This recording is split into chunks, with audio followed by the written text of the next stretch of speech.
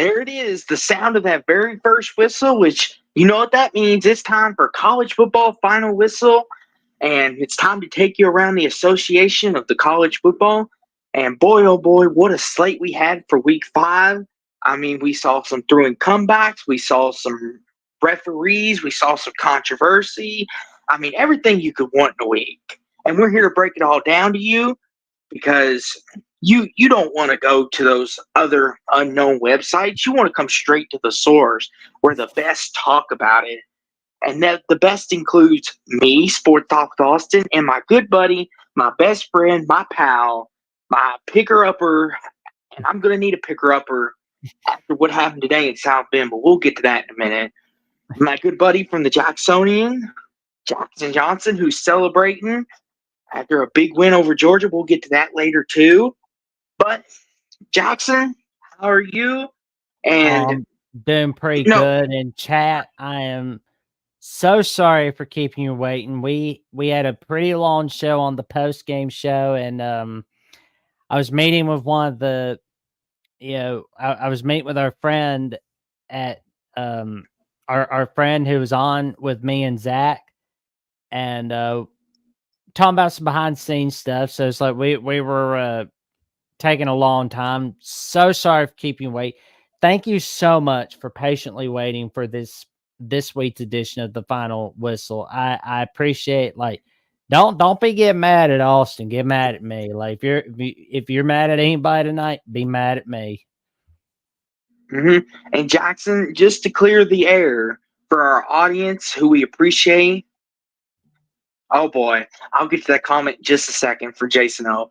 But just to clear up any air, Jackson, any air, Jackson, you are now the Alabama postgame host full time. Which congratulations to you. I'm proud of you. Thank you. The unfortunate thing is, Jackson, when Alabama plays these late night games, it means it makes for a long night on your end. Now, next week, that's not going to be a problem because they're playing the early game. So Jackson's late next weekend. We're actually playing 3:15 on SEC Network, but still, though, I don't believe that should be a problem. It's when Alabama plays these night games, which it won't be a problem. You just got to be more patient with him. And yes, I'm looking at you. Yes, you. Stop throwing things at Jackson. He's just a man. And let Jackson enjoy his moment. But in all seriousness, though, Jackson, I take he's a man with for being late. All the same, so Jackson's a man with many jobs, so it's all good though. Jackson, I think they'll love you either way. But Jackson, let's get off that and let's talk about some controversy because boy, was there some there was a lot of controversy, especially holy Toledo. Like, was it a touchdown? Was it an interception? Oh man, where was it? There it is. There it is. Oh my gosh. Let's start with the gusto, Jackson. We'll get to Washington Rutgers in a second. We got to start with the gusto, the most controversial topic of Friday night. First off, Jackson, I want to know. What the heck happened, Miami? Where did you go? Oh man. Go ahead, Jackson. Take it away, Jackson. I think I was on the couch watching that game, like tweeting. I was posting about this game on my phone. I was posting everywhere. Just like, holy crap. It was humongous. Jackson, you're always in store for one Miami stinker, right? I think even you said that. You even asked that, like, when are we going to get that Miami stinker? Like that one game where they just look awful. I did not expect it to be against Virginia Tech, especially not at home, if I'm being completely honest with you. Now, if this was at Blacksburg, I'd be like, okay, Blacksburg's a tough environment to go in and pull out a win. But at home, like, and don't get me wrong, Jackson. Oh, gosh. Clint Moses says, don't lie, Jackson. Don't lie, Jackson was late because Miss Alabama was. Oh my gosh. Anywho, I I don't had think I'm that well known, but that would be awesome though. yeah, Jackson. That's why you're late. You were hanging out with Miss Alabama, weren't you? Yeah. We But figured yeah, out why. 'cause See, but yeah, it was like our friend Ollie Talk Sports says it perfectly. Miami should have lost that game. They should have lost. yes. I mean, you put yourself in a position like that last play. Oh my god, you don't do that. Don't put yourself in a position where you need luck. And it was like you said, like you and I've had this conversation with plenty of people where it's Mario Cristobal. We see it every year. That one game they lose, they shouldn't. There's always that Mhm. one game they lose, they shouldn't. They almost lost it to Virginia Tech. And now head coach Brent Pry from Virginia Tech is now 1-10 in one-score games. That's bad. And, That is bad. and here's the thing, Jackson. You want to know what this game reminds me of? Is that Packers Seahawks Monday night Hail Mary that they had, I think, in 2012, where both men went up for the ball and Green Bay clearly had it, but they gave it to the Seahawks. This is kind of what this felt like, Jackson. Oh, That yeah. all over again. Because it looked like Virginia Tech had caught it, and then the Miami defender pulls it out, and then they're like, all of a sudden they thought it was incomplete, then they called it a touchdown, and it's like controversy abound.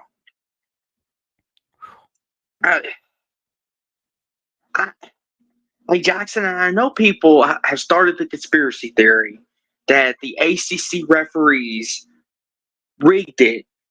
Like everyone online is saying, "Oh, the sport is rigged. They didn't. Miami's the ACC's only chance." Yada yada yada. Mm. And I'm just like, you would like to think, Jackson, that that's not the case, but golly, Jackson, there's a lot of people thinking There's always that complaint for that one game each year. That is just we always hear that, it's like and I'm not gonna lie, I've taken part in blaming plenty of refs in plenty of games that I've watched. I mean, I've had my fair share of just swearing at the TV, yelling and acting a fool. But I had mine today, Jackson. Well, we'll get to that in a minute. Oh man. That was P poor. Jackson, that was P poor's what that was. But I'll go on a rant later. Go ahead. You're nicer than me, man, because like I do not act very nice at times because Virginia Tech put themselves in this position, where they blew it. But how about that The fake play? field goal. All we can talk about, all we've heard is like the play wasn't an interception or touchdown, but nobody talks about that one play that Cam Ward made in the fourth quarter. That was a clutch play. Yes. Boom. Yes, that was a nice play. That was a nice play. I'll give it to him. The attention off that play has been forgotten all of a sudden. Like Jackson, that was kind of like Lamar Jackson, Patrick Mahomes-esque. Like literally, he's got a man and it's hooked on him, turning. Archie Manning and Fred Tarkenton. And it's like Jackson, they were hanging off of him, and he just flings it, and it goes right into the tight end's hands. And I'm like, are you kidding me? And I'm like, great. We need another quarterback who could do that in the NFL. Makes more problems for my Cowboys on Sundays. But anywho, I digress. Somebody who is not having the defending national runner-ups, they almost won. They almost had a chance at coming back, but they didn't. But guess who is 4-0 for the first time since 2012? The Rutgers Scarlet Knights, the birthplace of college football, Piscataway, New Jersey. Do we see Rutgers in the top 25? That's going to be the question. You want to know what else is crazy, Jackson? Could we see Rutgers in the Big Ten championship? Because Jackson, I know it sounds crazy, but they avoid the big three. They avoid Ohio State, Michigan, and Penn State. If they can just win those other big games against Illinois and they can win these other games against Nebraska, who knows? And if they could beat Indiana, the path's looking really, really good. Could we see a Rutgers? I mean, there's no Ohio State. There's no Michigan. No Oregon. Not even a shred of Penn State. Like, I saw where Pete Nakos from On3 was talking about this. Like, he didn't even mention it's a possibility. Oregon. I was like, there's not even an Oregon on there. I mean, yeah, there's a USC, but that's it. You know, I mean, like, there's Nebraska, Wisconsin, Illinois, but other than that, that's pretty much it. And, you know, I'm looking at their schedule as of now. Now, next Saturday, they got to go to Nebraska. That's going to be an interesting one right there. They got Wisconsin coming to their backyard on October 12th. October 19th, I mean, no one's really thinking about Rutgers UCLA because that's going to get taken over by a few great matchups on that day. They got to go to USC on Friday night on October 25th, but Illinois Rutgers November 23rd. Maybe big noon kickoff goes there. Maybe we see College Game Day go to Piscataway, New Jersey, which, I mean, we'll go over where College Game Day is going to wear later on, but still, though, what is going on? And Clint Moses makes up a great point. UW couldn't buy a field goal. Agreed. Jackson, they had so many chances to win this football game. So many. But they just missed field goal after field goal. Yeah. I think Jedd Fisch. 1 of 4 field goals. Like, my God, that's bad. Like, that's got to get. Yeah.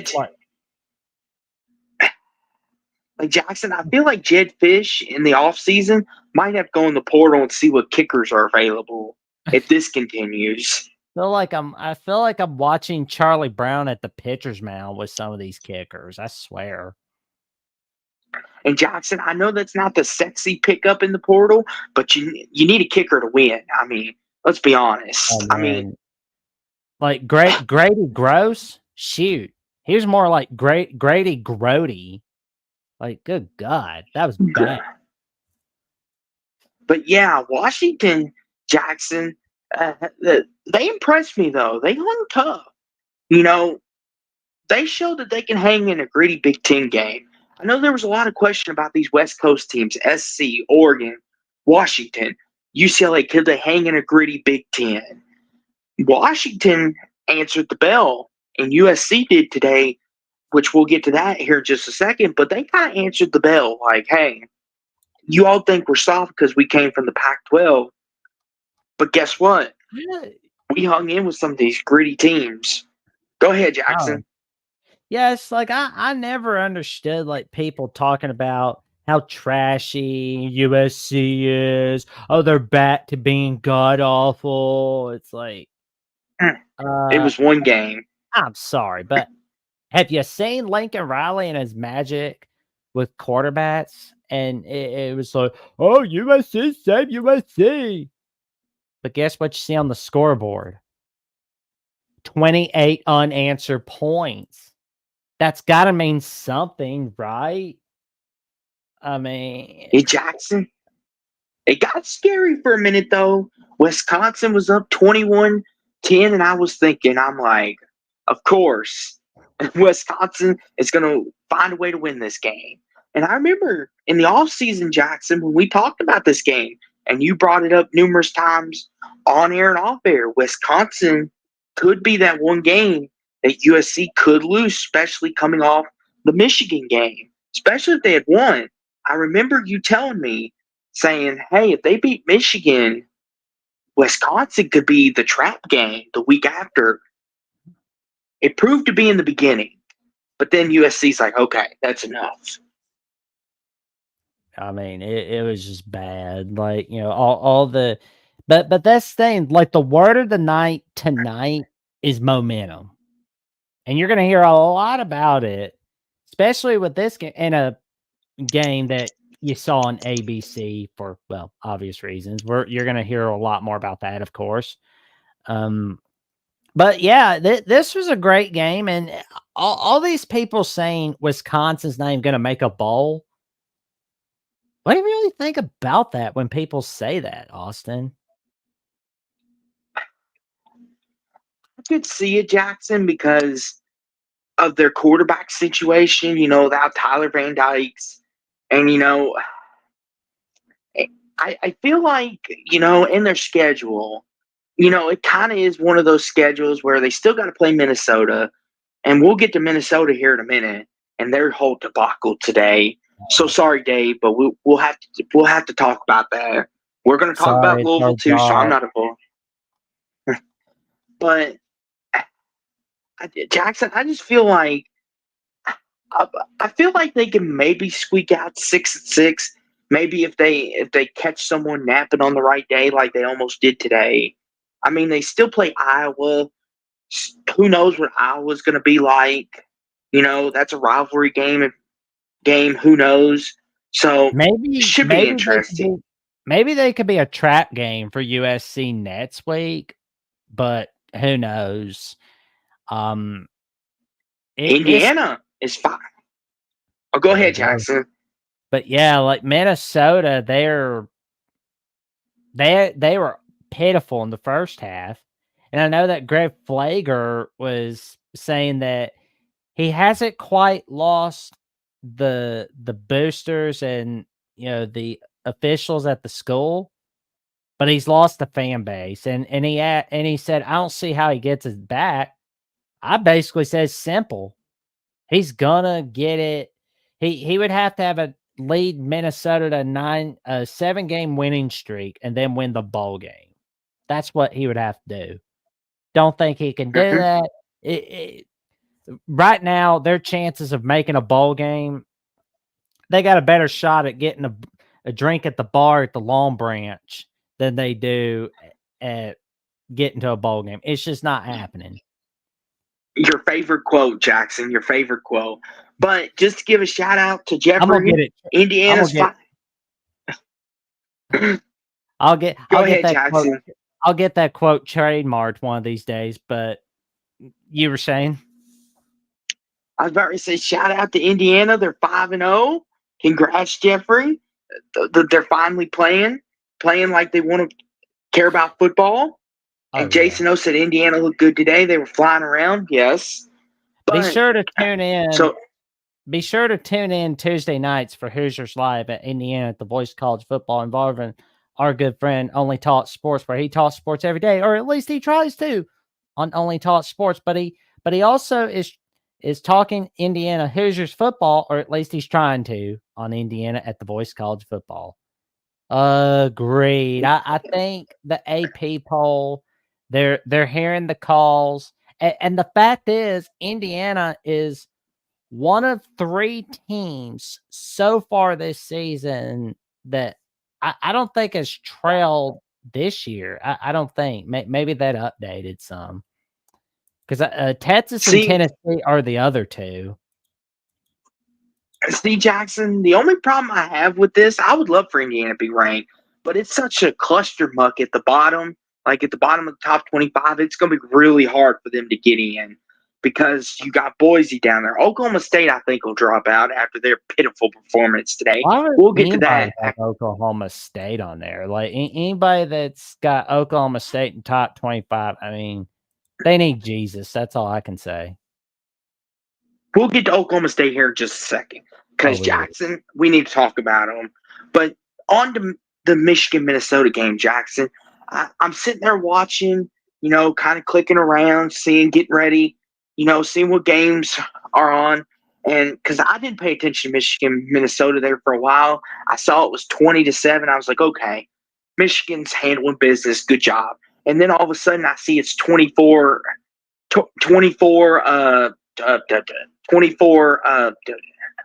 spit it out.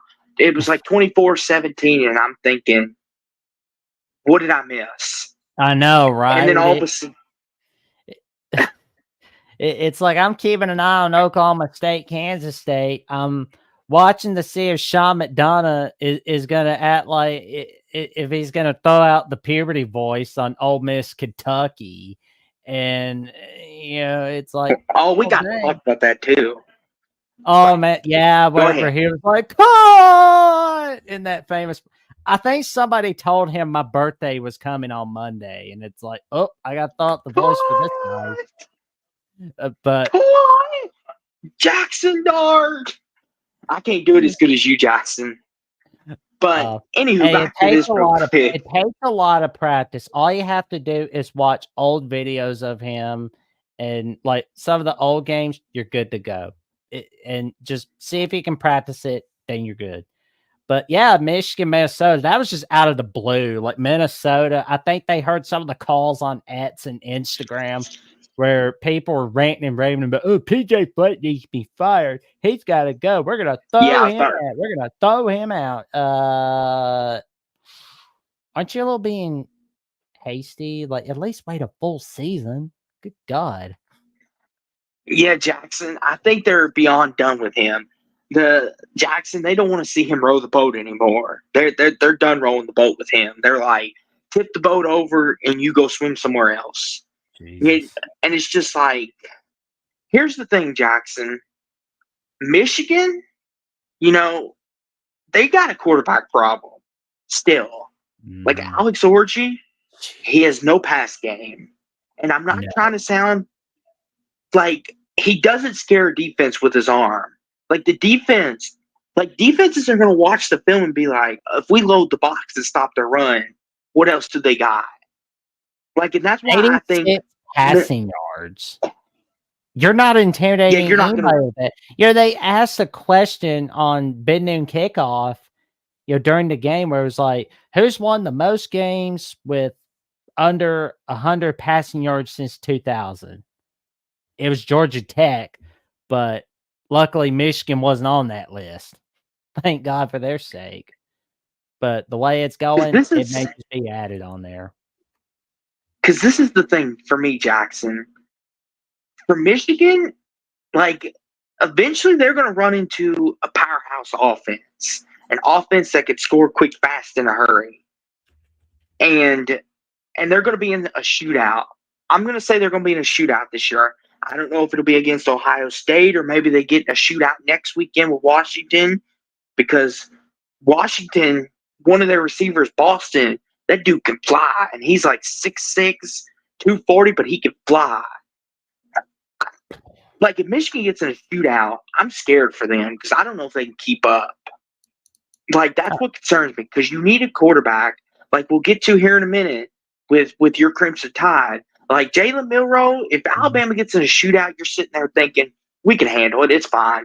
But if Michigan gets in a shootout, you're thinking, oh boy, it's going to be a long day. And boy, oh boy. But Jackson, speaking of Oklahoma State, Kansas State, is it officially time, Jackson, to admit Alan Bowman needs to be benched? I think the question is, what's the conversation going to be about offensive coordinator Casey Dunn? Because I in my latest episode, the Jacksonian, where I had on Cody Stovall from Locked On Oklahoma State for the second time. Shout out to our good friend Cody. We're sorry that the Cowboys lost. Sorry, Cody. So sorry, Cody. This is business. This isn't personal. What I'm about ready to say about it. Go ahead, Jackson. I think I think he completely understands. He's not mad at us. He's mad at the team. He's not too happy at the moment. Where it's just what's going on. It's another disappointing year. They can't say, "Oh, well, Texas and Oklahoma, we're on our way." They can't do that. They can't blame it on anybody. They cannot. It was pitiful. It was just outrageously disastrous for the Cowboys against Kansas State. Alan Bowman, I mean, Mark Rogers himself was saying that Bowman was not doing so well. Jackson, I don't mean to alert anybody, but has anybody seen Ollie Gordon? I think he's gone missing. Yeah, If anybody knows where Ollie Gordon is, call Mike Gundy, because apparently he forgot he's on his roster. Like, you just not going to use him? Like, pitiful. I mean, they're not a good football team, and you know, it's as Mark Rogers said as well. You know, the quarterback's mediocre, and the defense just pathetic. I mean, this team looks like a 7-win team. It looks like a 7-win team. It's pitiful. I mean, we talked about a couple weeks ago where, you know, West Virginia. A lot of people, like, the talk was West Virginia is going to fall apart. Neil Brown needs to be fired. His ass needs to be tossed out. But now the conversation is going to be, what's going to happen to Oklahoma State? What needs to be done exactly? What roster changes need to be made? What coaching staff changes need to be made? There's going to be some conversations to be had in Stillwater. There has to be one way or another, because, you know, and especially what's going to happen with offense coordinator Casey Dunn, because he's not getting the job done. That's the thing. But as for Kansas, this is a great. Real quick, Jackson, not to interrupt you, good buddy, but this is a great comment. Ollie Gordon has disappeared. Agree. Jeffrey, if you find him, call up Mike Gundy and suggest he use him more.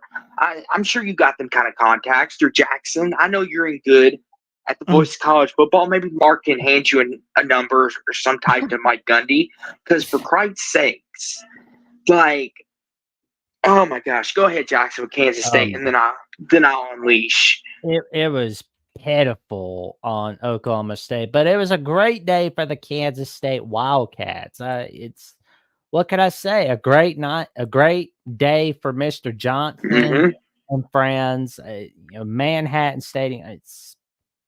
This is a team that can contend for the Big 12. Obviously, I mean, yeah, they got smacked by BYU. I mean, they did, but still, everybody has their bad days, and I know that we'll get to a certain team that was on Fox in a little bit, but I had some of their fans. I tangoed with some of their fans, but I think I'm gonna show them a very special edition of After Dark real soon, and I'm gonna let them sit at a special seat just for them. But Jackson, the thing that frustrates me is Oklahoma State has all the potential in the world to be a very good football team, a team that could go to the Big 12 title game and win it. Because let's be honest, Jackson, they went there last year. They got their doors blown off of them, but they went last year. And it was a very good moment for them, you know, especially after the rocky year they had to begin with. And now, Jackson, they lose the big game to Utah. They lose this one. And it's like, I'm not saying, Jackson, that they're eliminated from the Big 12 title contention, because we know the Big 12 can get a little wacky sometimes, like it did last year, where they beat Oklahoma in the Bedlam and all these dominoes fell. I don't know if that'll happen for them again this year. It could, because it is college football, just when you think you have the answers. But it's not looking good. And Mike Gundy, you need to use Ollie Gordon. Like, don't overuse him, but make the defense fear your run game. And Alan Bowman, stop turning the dang ball over. Like, seriously. And as for Kansas State, Jackson, they basically shook off that bad loss to BYU and said, you know what? That's not our identity. That's not our football team. Avery Johnson and company got it done, and they put a spanking. They got out the bell and said, there you go. You want another one? And they basically said, this is our house. Now, you will respect our rules when you come in here. And they looked really good. Now, can they keep that momentum up? I don't know, because they got Colorado in 2 weeks. And Colorado, all of us, all of a sudden Jackson is looking Oh, really good. for I know sure. Jeffrey in the chat. But we'll definitely Oh man, look at that in a little bit. There is one game that I was thinking about, especially in the first, and there's a lot of people talking about. It was so like this game was such a low cal in the first half that even Urinating Tree was talking about it. It was Nebraska Purdue. Oh, like what I tell you, nobody Jackson? scored any points. What I tell you, Jackson? I told you Purdue sneaky. Yeah, but they're not like Jeff Brom sneaky. Jackson, they all there for a minute. It was 3-0, and then Nebraska's like, "Oh shoot, we better wake up." This is more like Daryl Hazel Purdue. This isn't like Jeff Brom Purdue or Joe Tiller Purdue. Like Jackson, they put a scare into Nebraska, and then Matt Rhule's like, "Oh shoot, I better not lose to them, or my job is gone." His job's not gonna be gone, but his seat would get hot. It would get really hot if he's losing for sure. But oh man, it was. You might as well make a South Park episode off of this game, like, or at least the first half. But I guess Nebraska woke up at the right time in the third and fourth quarter because it's like, oh crap, we got a football game. Run, boys! We got a football game in West Lafayette. We got a football game in West Lafayette. Hey, what time is it? I thought you were keeping up with the time. Hey, well, either way, we gotta keep up with it. It's the third quarter. Run!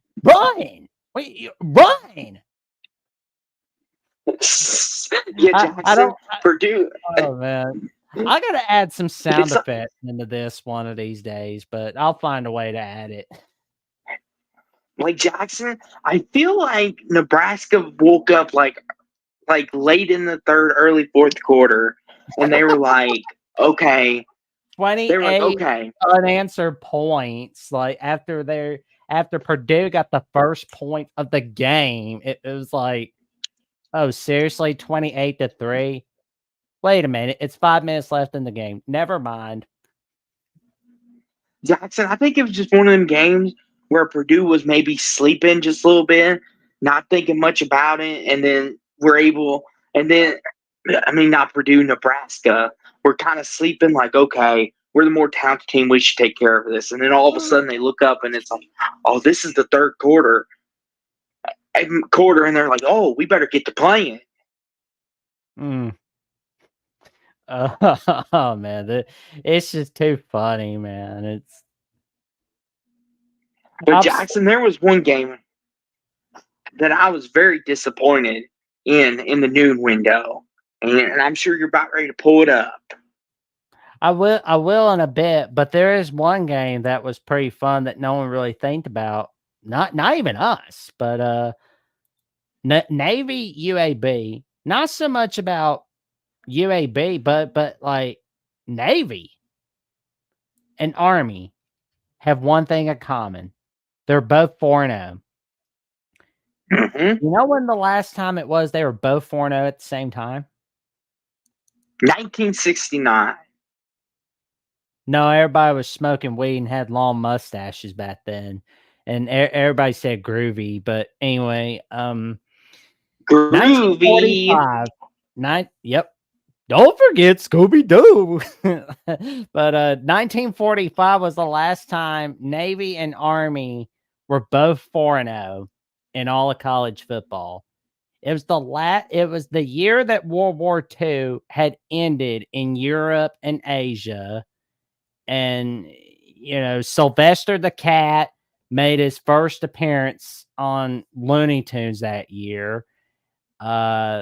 There's a few movies I'm trying to think of, and there's Harry S. Truman became the president after Franklin D. Roosevelt died in April 12th, 1945. But yeah, there was a lot of historical events in 1945, and Army Navy Army was fighting for a national championship back in 1945. They won it all that year.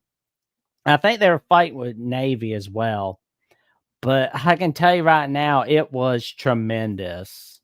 And, it would be pretty awesome if there is a way Army and Navy were both in a playoff spot. But, oh, wait a minute. They both have Notre Dame. Oh, no. Oh, It's like, oh my God. Like, we have a buddy that's a Notre Dame fan. But I want to see Army Navy fight for a playoff spot. I want to see them both beat Notre Dame. But we have a friend that's a Notre Dame fan. But I got so many relatives that were in Army and Navy and this and the other. What to do. You know what? I'm not going to figure it out tonight. What about you? well, Jackson, after the events I saw today, go Navy, go Army, beat Notre Dame. Go Navy, go Army, go Air Force. And that's right, Indiana. How could I forget that? Indiana winning the Big Ten for the first time in school history in college football in 1945. And the second of only 2 times was 1967, of course. And ironically, it was the first time, like 1967 was the first time they went to a bowl game in school history. Thank you so much for that fact. Only Taught Sports. I appreciate it. Like, I can't believe I forgot that. It's like, I'm so sorry. But you talked about the game that was disappointing. I was disappointed because we got to hear the puberty voice once in the final minute of the game, but we didn't get to see a game-winning touchdown from Ole Miss. But it's just, oh well. At least I got to hear it once. I got my early birthday present, but there'll be another chance next week. So that's what birth week's for. Jackson, every freaking time. What do I tell you? Mark Stoops always wins one of these games. I know. It's like always, you told me that last year about Clemson, Kentucky, and I was like, Clemson's not going to get down against Kentucky. They almost did. And here's the thing, Jackson. And this was one of those games. I looked at the score and I see it's 7-3, that type score. It's 10-10. And I'm thinking, are you serious? I'm like, I know Ole Miss always chokes one game, but you're really going to lose to Kentucky? Really? I'm so angry, Jackson. Like, I wish they could have. Like, why? Why? Not like Kentucky brags about everything else, but now, oh, great. We came up short in our big game, and now they get this to hold over our head. They beat a number 6 ranked team. This is freaking ridiculous, Jackson. Yeah, it was like that. There was that one play where Ole Miss was faking an injury. Like, everybody was talking about that at one point today, where it was like their running back was hobbling or acting like he was. Yep, Kentucky always does that. They always do. And Jackson, I remember when we talked about Kentucky's schedule off air, and I told you, I was like, I wouldn't be surprised if they beat Auburn. I wouldn't be surprised if they steal one against Tennessee or Ole Miss. And you were like, really, Kentucky? True to form, here we are. Yeah. Like Jackson, they always win that one big game, like Jeffrey said, and it's true to form. And it's like, now I'll give Kentucky credit. They didn't let that Georgia loss beat them down, because they could have came back with another big game and just been like, let's not give a crap. But they gave a crap. Now, the thing about it is, too, Jackson, I'm not trying to take any credit away from the Cats. I'm trying to keep my unbiased opinion out of this. My biased opinion, not unbiased. My biased opinion out of this. But do you feel like Ole Miss played a bad football game? Came up short. Like, I feel like they're the Penn State of the SEC. Because, Jackson, I feel like if Jackson Dart and company had played a better football game, that we wouldn't be having this conversation. I'll give all credit to Kentucky going into Oxford and winning. Big time props to them. Congratulations. Proud of y'all. And it's your one big win. But it's like, really, Ole Miss? Really? Kentucky? Like, you couldn't have lost to Vandy or something. Like, but it just feels like Jackson, like, for Ole Miss having that cupcake of a September and not playing any really Power 4 teams. And yes, I know Wake's a Power 4 team, but they lost to Louisiana today. So Wake's a bad football team. And it's just like, I feel like Jackson, Ole Miss, they're one of these teams that they should have played somebody. Like, even if it was like, I don't know, maybe like an Oklahoma State. Ooh. It would have helped them better prepare because Jackson, as we all know, once you get in conference play, there is no more easy games. Everybody can beat you on any given night. Like Jackson, for instance, next week Alabama could lose to Vanderbilt. Highly unlikely, but it can happen. Oh Lord, that would get me all freaked out if we did. Like we do that, we're screwed. That's, I mean, we're not. And I want to put that out, but that wouldn't happen. I don't think that's going to happen. I'm just using that example. It happens in any conference. Like next week, who knows? Clemson could go down to Florida State 2 weeks. It could happen. It's just one, or next week. And Jeffrey disagrees too. But anywho, you have to say though, Jackson, that big fourth down throw by Jackson Dart, I don't know what he was thinking, but tight end came back and caught it. I don't know, Jackson, if he was just throwing that and was like, someone's down there, and it was like a miracle catch. But, and Jason says, don't mess with the Arizona Bear Downs. Jeffrey says, yeah, we got Utah's in big trouble. Well, trouble has pretty much landed in Salt Lake City, Utah, as the Arizona Wildcats, they were sitting on their bye week and preparing for Utah, and they win 23-10. I mean, what was going on with Utah? Like, I mean, it is officially final in Salt Lake City. I mean, Isaac Wilson could not pull it off. Cam Rising didn't play again. And Jackson, I watched a little bit of this game, and Utah just couldn't cash in. Go ahead, good buddy. Go ahead. He was, oh man, it was just a sad night for the Utah Utes.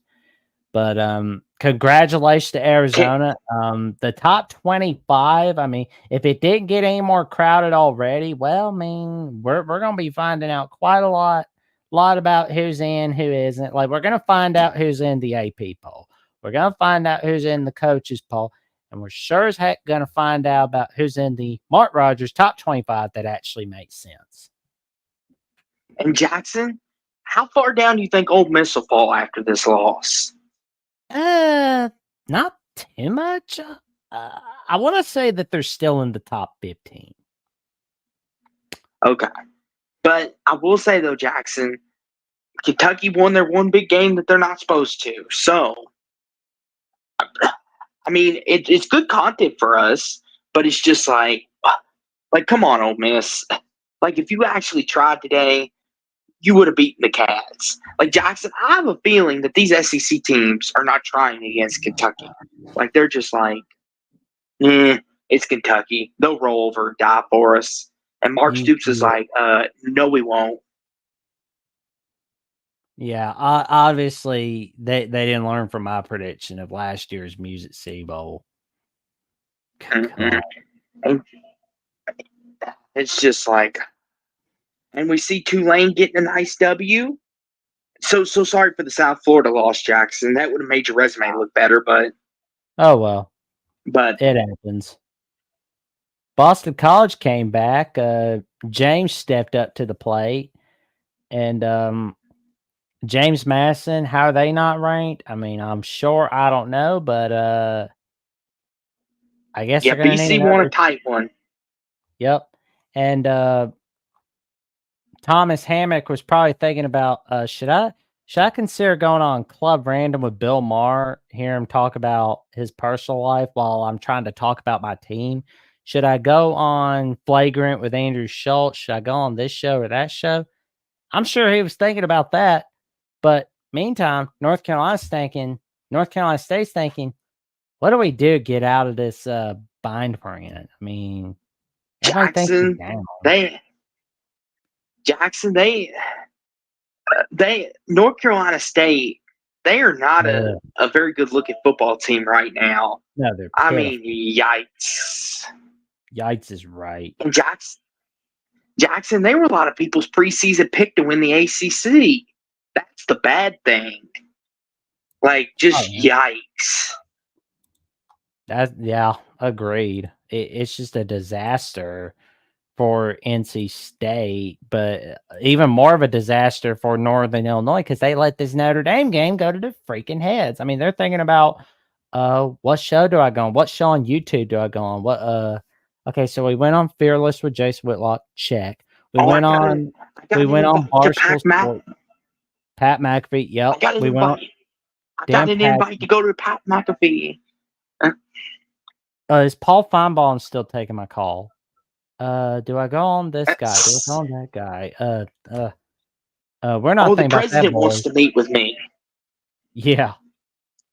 But none of that's happening. So it's but what is going on with Arkansas testing? Arkansas blew another one. My God. Like, quit blowing your shot at victory. Like, geez. Jackson, I tell you what. Sam Pittman, Jackson, we talked about coaches getting on the hot seat and getting thrown out. Arkansas fans are about over all this. Getting right there and then losing again, especially to your rivals. And Jeffrey, to our point exactly, A&M is annoying. Exactly. They play Notre Dame really tough at home, and then they lose, and then they beat up on Florida on the road, and then they have this game here in Jerry World where it's going down to the wire. Like what the heck? I know, right? It's a shame. It's a shame. But it's like Sam Pittman is making his seat even hotter.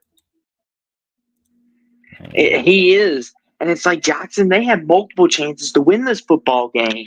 You know, it's like, what in the world, Arkansas? Like, stop blowing these games. You're asking to get your coach fired. Yeah. And Jackson, you talk about the top 25 and it being so cluttered. A&M's ranked 25th, and many people are questioning, why are they ranked? Well, guess what? Since they won, they're going to move up now. They haven't done enough yet. I mean, I know that it's been a regular tradition beating Arkansas since they joined the SEC, but this isn't Frank Broyles' Arkansas. That's the thing, though, Jackson. They'll move them up. I mean, it's even not if it's just 2 spots. I mean, it's not the 1964 Arkansas national title team. I mean, hell, back in 1964, #1 television show was Bonanza. Like, think about that for a moment. It's like they haven't won since Bonanza was on freaking television airing episodes. That's bad. That is bad. They haven't gotten a natty since then. They haven't gotten a conference title since the late 80s, I believe, 1989, in one of their last years of the Southwest Conference. I mean, I don't think I'd be bragging about beating Arkansas. I mean, I can just tell you. I mean, I wouldn't brag about beating A&M or bragging about beating Arkansas. I mean, it's like beating up on the town drunk. There's just things you don't brag about. It's like, you don't want that stench on you. And Jason O says A&M is about to lose 2 out of their next 3. Not worried about them. That's interesting. I do find Mike Elko to be a little more likable. Like, I mean, he's a cool dude, but I mean, when it's like Jimbo, Jesus, I will say this though, Jackson. Hero star culture.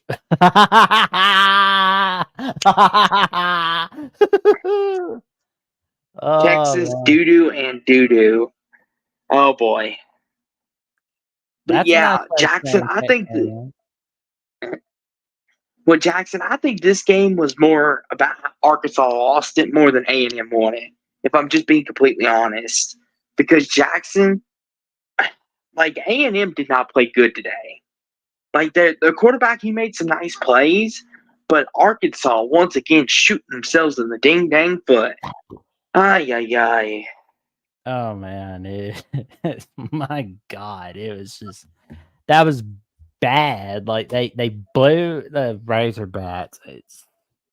It's so bad. And Jackson, and it's just like if Sam Pittman don't at least make it to a bowl at this point, He's not. even if he makes it to a bowl, like Jackson, if he misses a bowl game, I hate to say it, but he might be packing his bags Well, this I mean, offseason.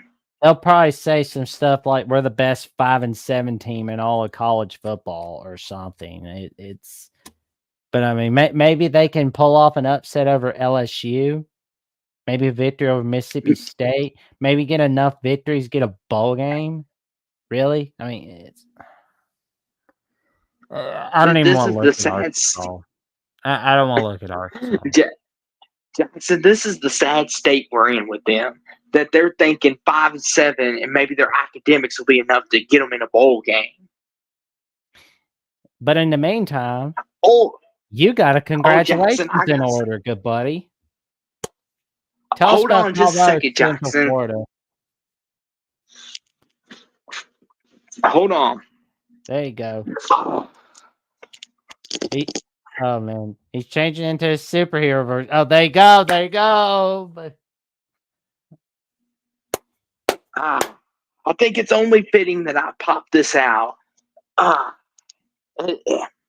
on, let me make sure it gets in the camera here. Hold on. There we go. You stand right there, prime time. But Jackson, do you believe now?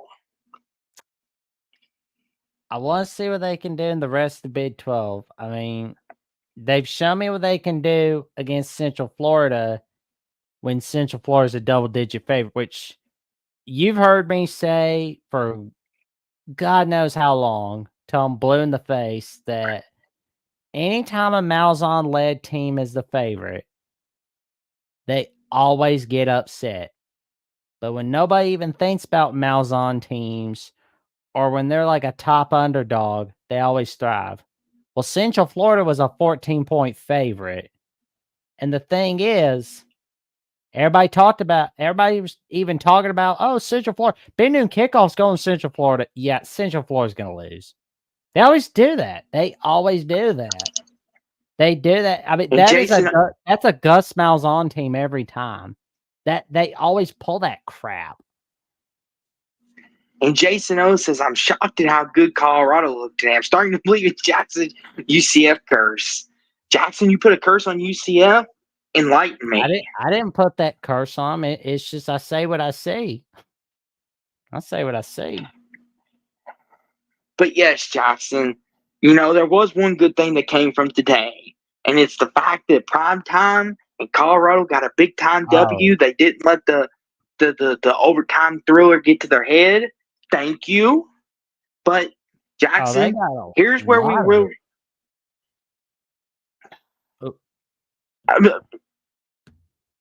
Go ahead, Jackson. Well, I mean, they're going to get a lot of recruits out of this. Because there are like a lot of recruits like going to Florida for this game. It's like Hurricane Helene. What's that exactly? Sounds like a crazy lady. I'm gonna go to this game anyway. I will say this though, Jackson. Colorado's got a bye next week, but they play Kansas State at home. That's going to be the game we find out. If Colorado can win that game, Jackson, I think a lot of the doubters can be put to rest. Like, especially, go ahead. I'll be definitely the one to say as well that it's official. Colorado is an official contender, and they can more than likely possibly win that Big 12, especially with the way things are being shaken up as of right now. And unfortunately, there goes my dreams of an unbeaten Utah BYU matchup. So sorry, Jackson. We'll get to that in just a second. Boy. But Jackson, I'm starting to believe it. We'll get to Ryan Williams here in just a little bit. But Jackson, if we're talking about the Heisman campaign, and it might be a little early, but Jackson, you have to consider Travis Hunter the front runner as we sit tonight. I think it's his to lose. I mean, you can make a case he's arguably the best player on both sides of the ball because he's the most impactful as well. Because here's the thing. The case I'll make is Ryan Williams can have a bad game and Alabama's still going to win. Oh, yeah. Because Jalen Milroe, he's a superstar. If Travis Hunter has a bad game, they're screwed. I think everyone would agree with me. They're screwed.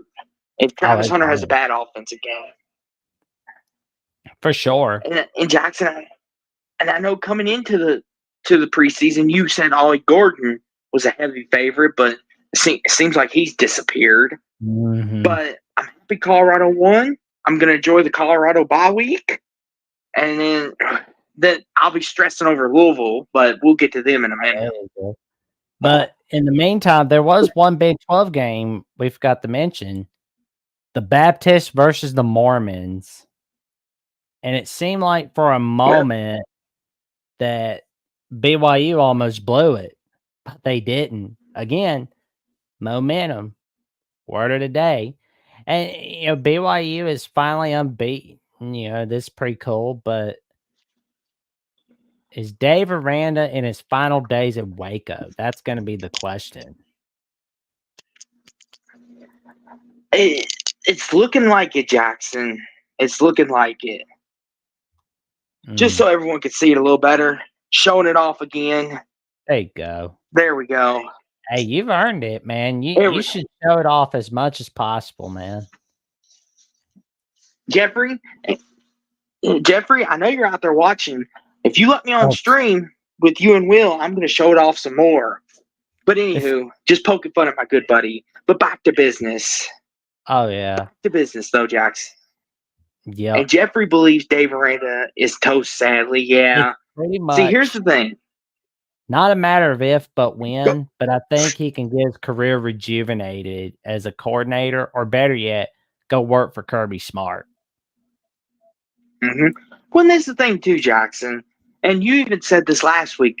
If they hadn't lost to Colorado the way that they did and won that game, Baylor fans might have been like, and the AD might have been like, okay, we'll give you a little leeway. But the way that they lost it, and then this week losing again, it's almost like, is there anything, Jackson, that could save their season at this point? Is there anything that they can do to win? Like, is there any game they can win that would maybe give them like a vote of confidence for him? Win every one of them at the very least, or not lose to Iowa State, which I don't see happening. They're going to need a lot of luck because the only possible wins I can think of are Texas Tech, TCU, Houston, and Kansas. Yeah, Jackson. Kansas, your dream of Kansas being a Big 12 dark horse, I think died today. I know. It's just like that I said it so enthusiastically. Poor Kansas. Poor Kansas. I know. I had such high hopes for you. At this point, Jackson, I just hope they make a bowl game and don't go I hope it doesn't get that bad. But we talked about UNLV on the Pits and Analysis show because it was like the news broke while we were doing the Pits and Analysis show. And they're thinking, what the hell? We just won with this guy. Now we got to look to our backup card. We got to save the day. Well, for those that looked at his footage from his FCS days, he was pretty good. Here I come to save the day. There we go. Mighty Mouse, Here as I you say, come to Jackson. save the day. Mighty And Mouse, as you say. Yep. On with the Mighty Mouse moment. Here I come to save the day. To save the day. Go ahead, though, And, Jackson. Go ahead. It's Hajj Malik Williams. Oh man, I gotta learn how to pronounce his first name right, especially after his performance. Like, my God, 119 rushing yards, 182 passing yards, 4 total touchdowns. And UNLV was worried that this Matthew Slacka guy was bailing on him. I mean, it's like people could debate, like everyone here in the chat, y'all can debate whether it was like the right thing for him to do to leave, or if he should have stayed on, or at least there's this, that, and the other. But point being, this was an amazing performance by Williams at UNLV. And all the uncertainty in Vegas, like, it was all sunshine, and it was like dancing in the sunshine. You got the money, you're spoiling everybody around you, spoiling yourself every now and again. But then, like a Martin Scorsese film, the downfall's starting.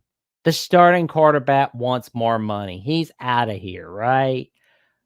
Well, UNLV is in a sticky situation, but they won.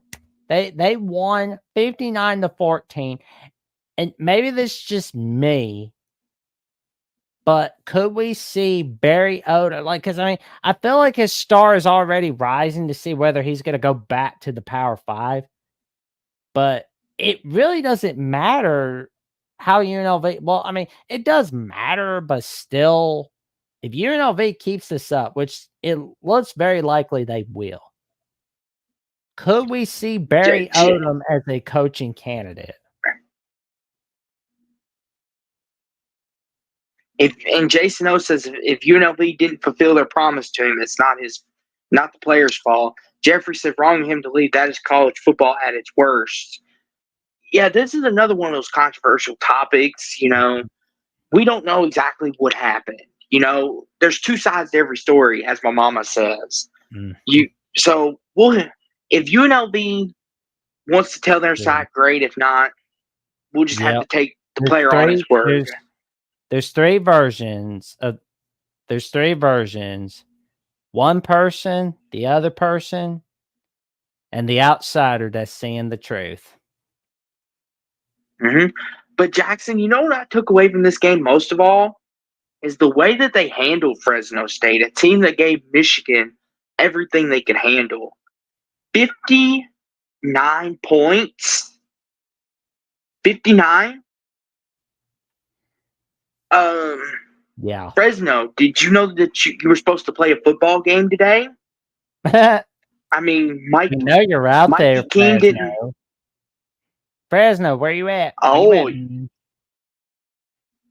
Because Jackson, Fresno was the team that took Michigan literally down to the last 5 minutes of the fourth quarter for the Michigan defense. Said they put their foot down and said, "I've had enough of you.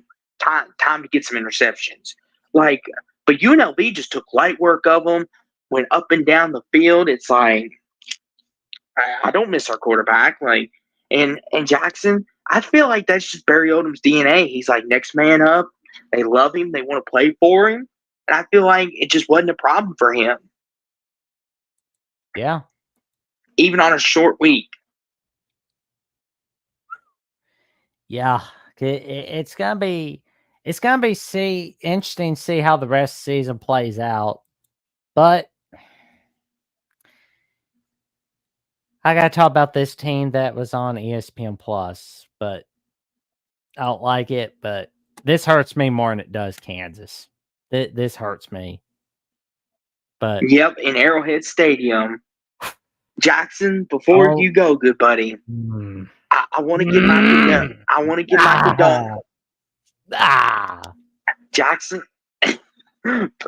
Jackson, let me give my condolences to you for your tough loss today. I mean, you know, you had a big win late night with your Crimson Tide, but I know deep down, part of your heart broke when you saw this. Go ahead, Jackson. The floor is I yours. know, right? Since you graciously gave me the Colorado floor, go ahead. Talk about your man. fallen Jayhawks. This is not what anybody thought when we saw Kansas. Agree. Jeff Grimes sucks as an offensive coordinator. I mean, they need to toss his ass out already. I mean, toss him out. Go away, Grimes. Go away. You damaged the program enough. It's like they were gonna have a Big 12 talk. There was gonna be the party, and everybody's gonna swing and party like alley cats, but nothing. It's like, oh my God, I hate to say well, I mean, there's still bowl eligibility, but it's like Ollie Talk Sports was saying, the health of Daniels is catching up with him. Yes. Because it's a disaster for Kansas. Like, my God. But a huge congratulations to TCU. Shout out to our friends Clint Foster and Melissa Treebwasser as they saw a great victory for the TCU Horned Frogs. Jackson, this was one of those important games for both teams. Kind of like West Virginia, Kansas was, because both teams need a big win, get back on track. TCU, Jackson, they still can't stop nobody.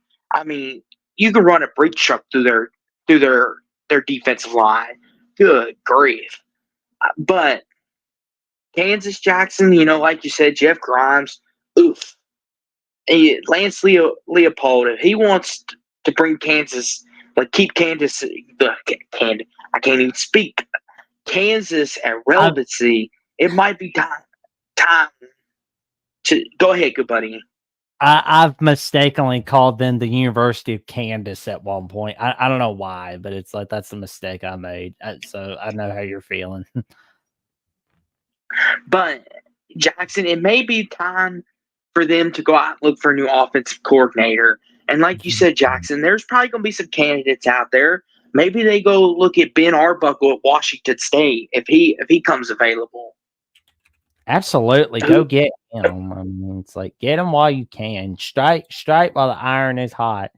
And Rough Rider returns, says Kansas Jayhawks have had players such as John Hadle, Curtis McClinton, John Riggins, Gale Sayers, and don't forget about Todd Racing. Like right now, they are the Kansas Jayhawks. Well, I wonder if they're going to be yelling for mom to bust somebody. That's the question there.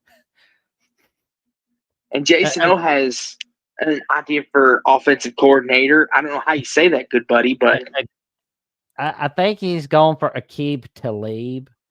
The former safety from the Broncos? Yeah. Or corner/safety. I forget which one he plays. Oh yeah. Used to play. But we saw he's got to be good on the defense.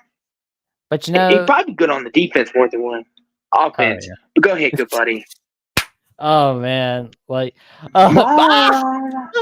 Beast and Verb are building a roller coaster. I got you, Jason. Oh, that makes more sense now. That makes more sense. He's a homegrown guy. He would probably fit in good. And Rough Rider returns says KU is pitiful. Pitful. Yeah, Jackson, look away from that comment. I know you don't like seeing that because you love Kansas. Pitiful. But go ahead. Go ahead, Jackson. Segue us into our next game. Somebody who didn't have a pitiful night was Ashton Jeanty at Boise State, as they have defeated the Washington State Cougars 45-24, and he's had 26 attempts, 259 rushing yards, and 4 touchdowns.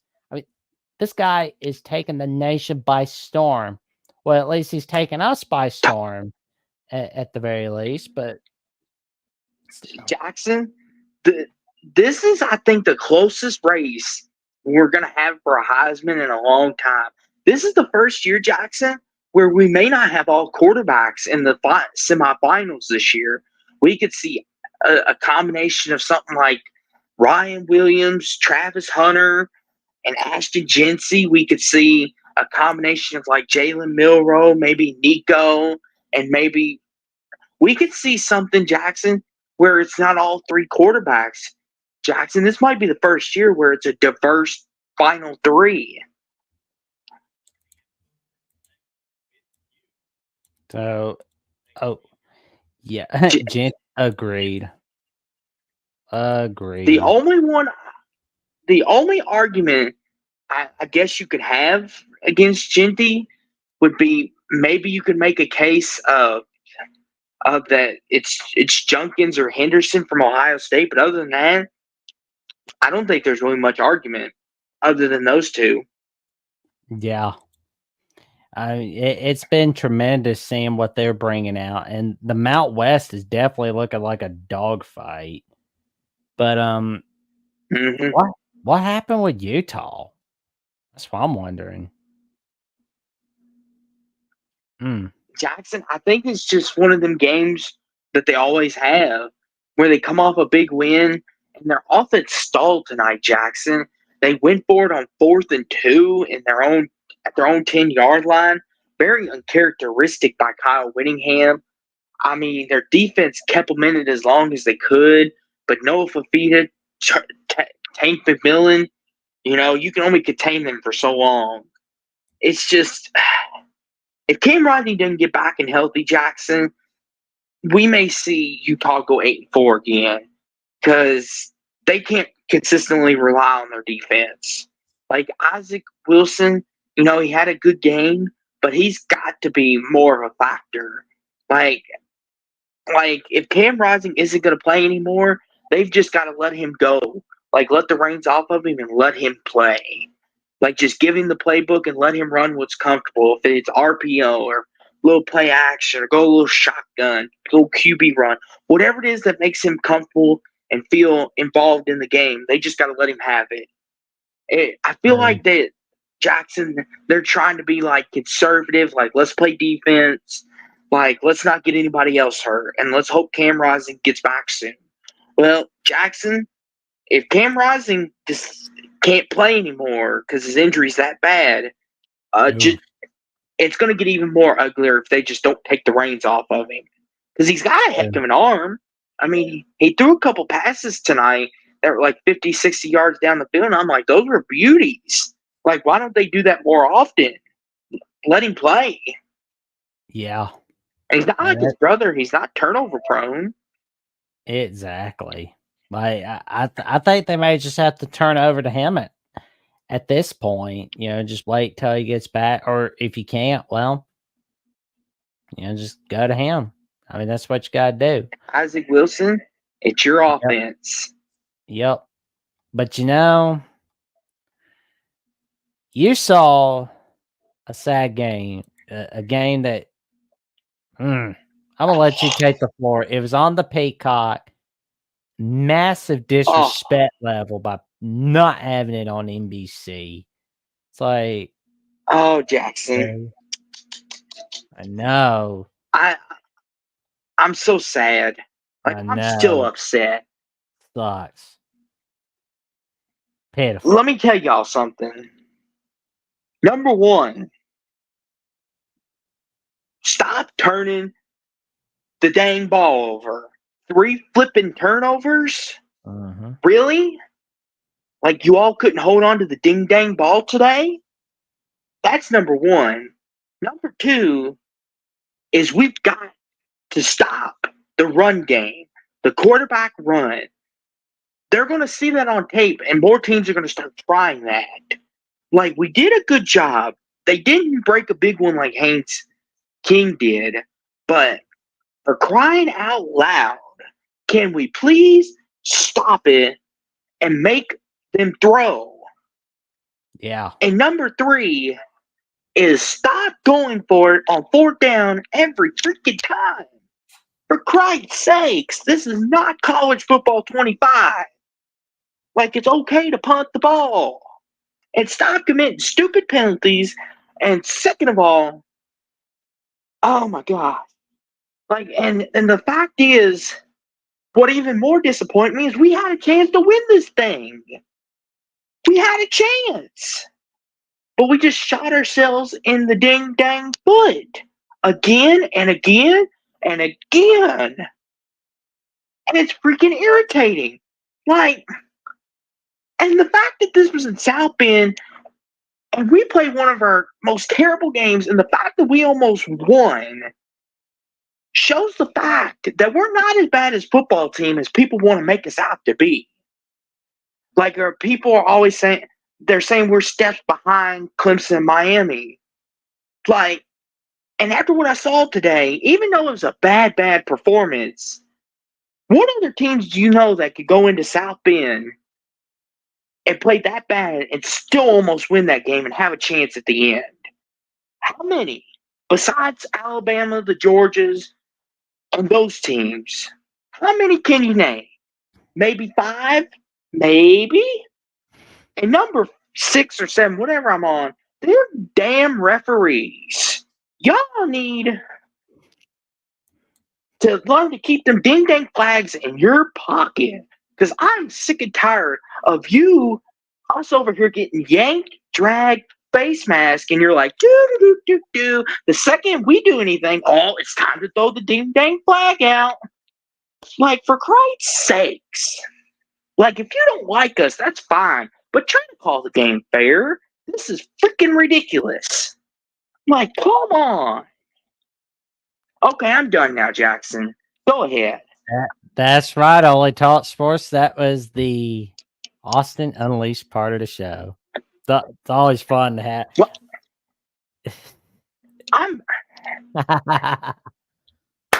thank you, Jeffrey. Like it ticks me off, and I apologize for that language. I normally don't let those slip, but this is upsetting. I think I've rubbed off on him a little too much. So it's like, so if you get in trouble, like, that's me. That's my fault. Well, Jackson, it's so frustrating because, like, you probably watched some of that game. Like, Jackson, at any point, we went up 7-0 after that fumble. We went up after that fumble, and I was like, okay, maybe that was a fluke play. And then Notre Dame comes back down and score. I'm like, okay, kind of the normal thing. A lot of teams do that. But then when we turn over the ball, and then Notre Dame scores 21 unanswered, and I have a question. Are we just not going to cover Jaden Grayhouse? Are we just going to let him go wide open? I mean, he was wide open, Jackson. He was probably sitting there calling his girlfriend, being like, hey, what do you want to have for dinner tonight, babe? I'm in the middle of this game against this top 15 team. I'm about ready to catch this pass from Riley Leonard. What do you want for supper? Oh, your mom's coming over? Cool. Oh, hold on. Let me catch this pass. Oh, man. And then it's touchdown, and he's like, hold on, I got to celebrate. Do the dance. Yeah. Or whatever they like to do there. Yep. With their wine and cheese fans. Go ahead, Jackson. Oh, man. It was just like, it was a great win for Notre Dame as they got revenge. But unfortunately, the Louisville Cardinals lost on this one. But that doesn't mean, but there's a good thing out of this. Plenty of them. The ACC's still right in front of us. That, and you're not Wake Forest. What else? Because did anybody this see is the true. way they lost to Louisiana Louisiana Lafayette? Like, my God, like they were trying to kick a field goal, tie the game, but then it was even worse to wide left or wide right. It went doink. Oh my God. Oof. Yeah. Pitiful. Jackson, I didn't catch a lot of it, but I watched the highlights later on in the night, and it was just like, oh my gosh, how the mighty have fallen. Wake Oh my gosh. Oh, and I see we're about ready to get to Oklahoma. Thanks, Auburn. I gave you Oh man, confidence, and you let yeah, me down. we're gonna get to them. Don't you worry. We will be talking about those Sooners. But I'm curious about Higgins Jr. But I'm loving what Miller Moss is bringing at USC, and you know I'm going to. I mean, it's like, oh my god, it's oof. They were losing 21-10. USC losing going into halftime, and again, word of the night, moment agreed. Auburn sucks. Yeah, Jackson, USC had their moment. Let's talk about Auburn now. I got some more ranting to do. Oh yeah, huge win for USC. Like, Wisconsin. Yeah, we already talked about you, didn't we, Wisconsin?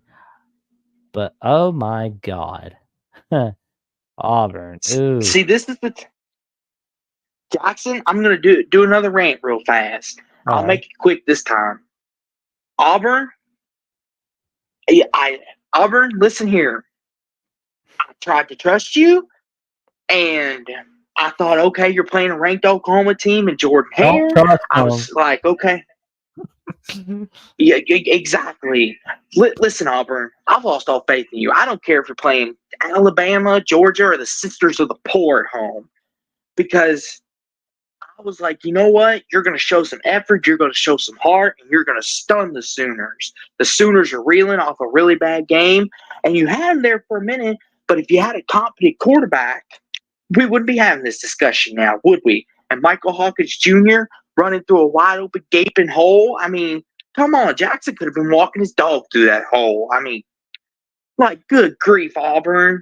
Like, you showed some effort, but come on, your play calling. Come on. I'm done now, Jackson. Well, I mean, my dog, I think he's a little too old to be out on that field, but I think he'd do his best. I mean, it's a lot better than.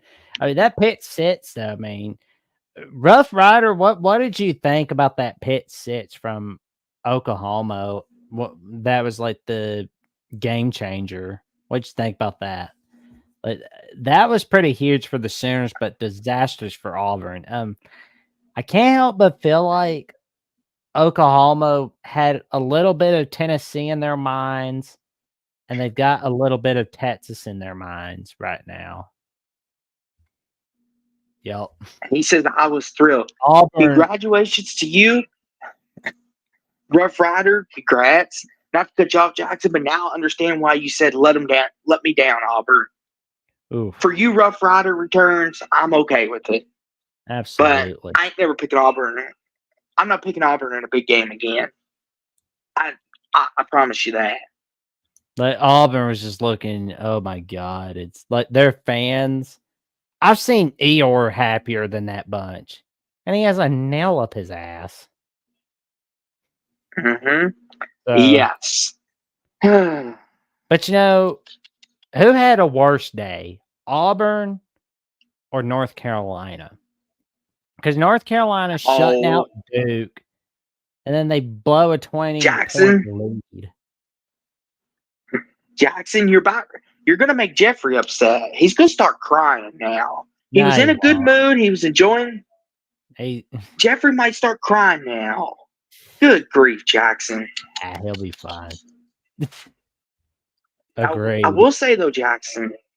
Agreed. You freeze is frozen. Oh yeah. Oh, he Bear greater than Auburn. Jackson, you made him upset. Good going. Jeffrey was in a good mood after that Alabama win. Good going, Jackson. Now we're gonna have to send him a basket of chocolates. He's gonna be in a bear to his front door. But North Carolina. Oh. Here comes Bear Johnson at slot receiver for the Tigers. Oh man. Jackson, he might have a gimp in his step after one play, but by golly, he'll be the best slot receiver they ever had. But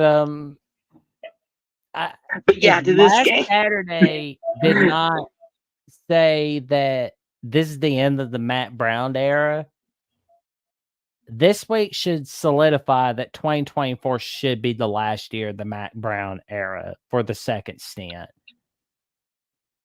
Yeah, Jackson, you bring up a great point. And I've seen all over Twitter and social media, a lot of people are saying maybe it's time for him to hang it up.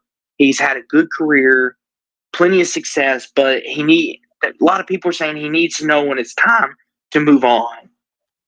And the thing is, Jackson, I don't mind a game like this if you're North Carolina. At least you can give up 70, but this is a game you should have won. And I feel like Jackson, and Jeffrey says, I think Mac Brown should retire. Yeah. I agree. I think he should be like, you know what? They need to move on. Like, I've had my time in the sun. I won my championship. Like, in North Carolina, I'll always have a place here. I'll never have to pay for food here again. But maybe it's time to move on. But here's a statistic that, Jackson, that's very interesting. Duke is 5-0. Oh yeah. And and it's the first time since in a long, long time, Jackson, they've been 5-0. Yeah. And Jason O says he probably will at the end of the season. Yeah. I'll say North Carolina, they'll make it to a bowl game. Hopefully they win the bowl game, and then the AD kind of has a come to Jesus meeting with him and is like, hey, we love you here, but it's time to move on. Like Jackson, It's like that old girlfriend. Like, you've been in a wonderful relationship with them, but it's not going anywhere. So you're just like, hey, maybe she wants kids and you don't, or you want marriage and she doesn't.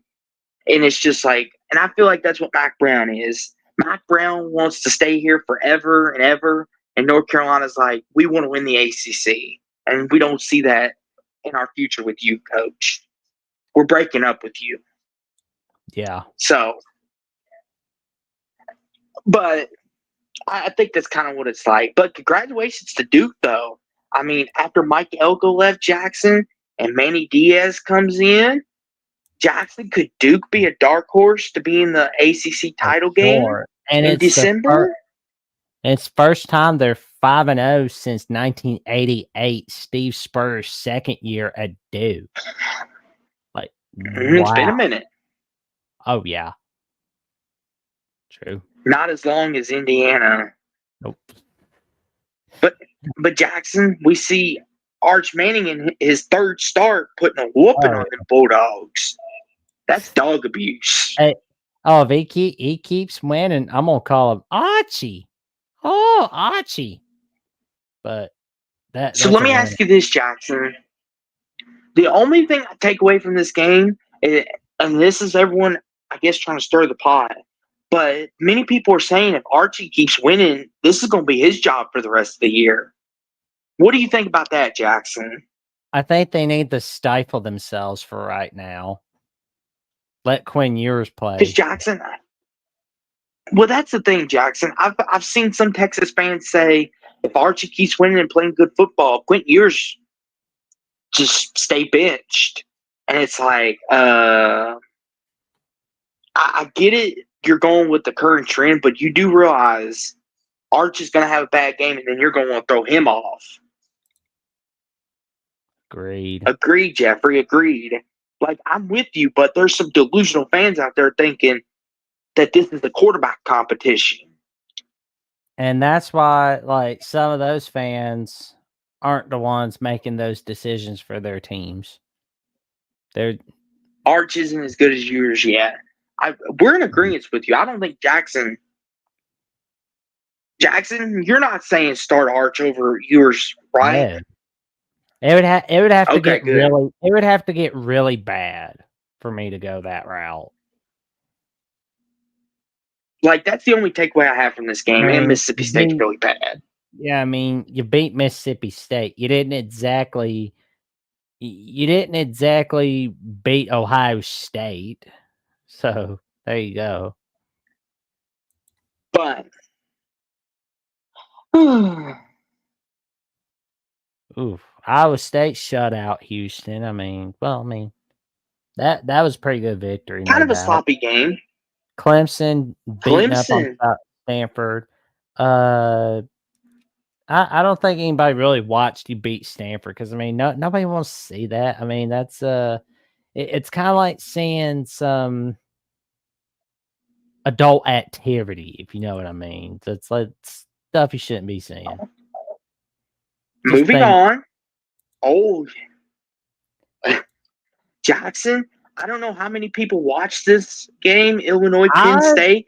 It was a actually watched really. it. I watched it on my iPad, as a matter of fact. Because I was listening to Alabama, Georgia on my phone, and I know our friend Sonny Verma from the Big Ten show, Locked On Illini, and Illini Cast was talking about this game. He was talking about how Illinois, they're now 5-0 versus the spread.